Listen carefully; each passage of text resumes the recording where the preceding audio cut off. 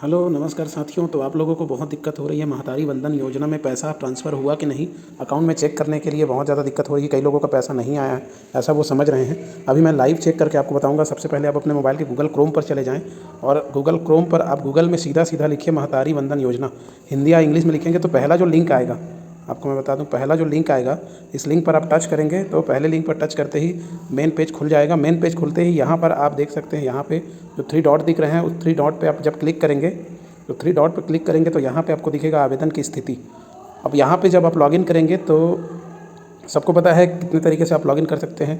तो ये आवेदन की स्थिति में देखिए, आप लाभार्थी क्रमांक जो मिला है उससे, मोबाइल नंबर से और आधार कार्ड से 3 तरीके से आप लॉगिन कर सकते हैं। तो मैं आपको एक एग्जांपल करके बताता हूँ। मैं मोबाइल नंबर के थ्रू जो है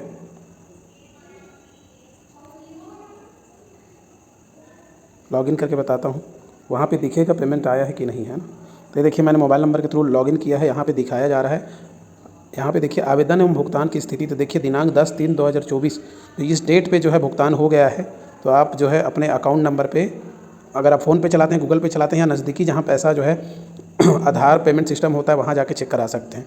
रही बात, दूसरी बात, अगर आपके पास 2 अकाउंट है, 2 अकाउंट नंबर है और आपका जो है आधार कार्ड दोनों में लिंक है, आधार कार्ड दोनों में लिंक है, तो हो सकता है दूसरे अकाउंट पे वो पैसा ट्रांसफ़र हुआ हो। भले ही उस अकाउंट नंबर को आपने ना दिया हो, लेकिन ये जो डायरेक्ट बेनिफिट ट्रांसफ़र जो होता है डीबीटी, वह जो है डायरेक्ट बेनिफिट अकाउंट, भले ही आपने अकाउंट नंबर ना दिया हो, लेकिन आधार कार्ड के हिसाब से वो पैसा जो है ऑटोमेटिक उस अकाउंट नंबर पर ट्रांसफ़र कर देता है। तो आप दोनों अकाउंट नंबर चेक कराएं, तब आपको जो है और ज़्यादा जानकारी मिल पाएगी। इसी तरह अपडेट पाने के लिए हमारे चैनल को लाइक करें, शेयर करें, सब्सक्राइब करें। धन्यवाद।